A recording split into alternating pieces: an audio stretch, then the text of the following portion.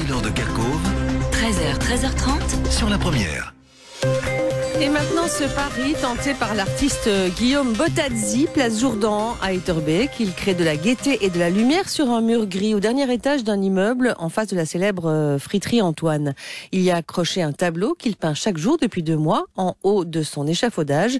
La couleur majeure est framboise, le style est plutôt abstrait, des courbes et de la profondeur. Françoise Barré a rencontré Guillaume Bottazzi au pied de son échafaudage.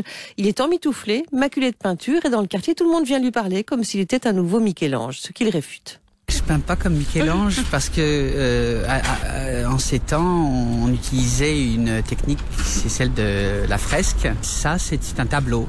C'est de la peinture à l'huile. En extérieur pourtant. En extérieur, donc c'est assez atypique. J'ai fait installer un tableau de 16 mètres de haut par 7 mètres de large pour pouvoir me rapprocher au plus près des techniques d'atelier.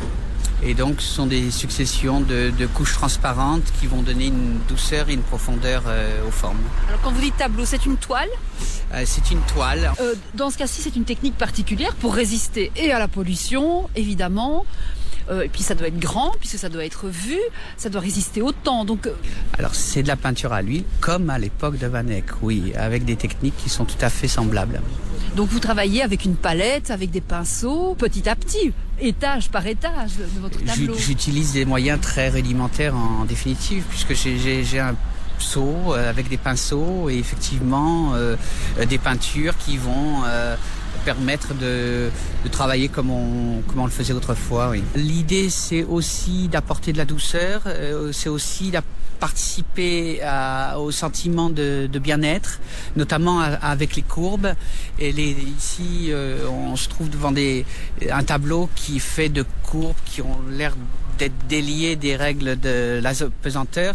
Combien de kilos de peinture ? J'en ai aucune idée. Je peux dire que je travaille ici seul sur le site depuis 2 mois à temps plein, le dimanche, tous les jours, quand le temps le permet. Je suis soumis au degré d'humidité, mais...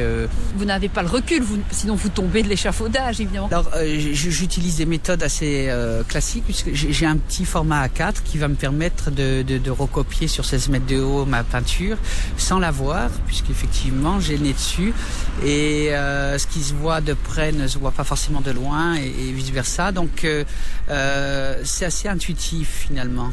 Pourquoi ne pas avoir fait en atelier un tableau et venir l'accrocher ? Le fait de peindre devant les gens, c'est une façon pour moi de partager avec le public.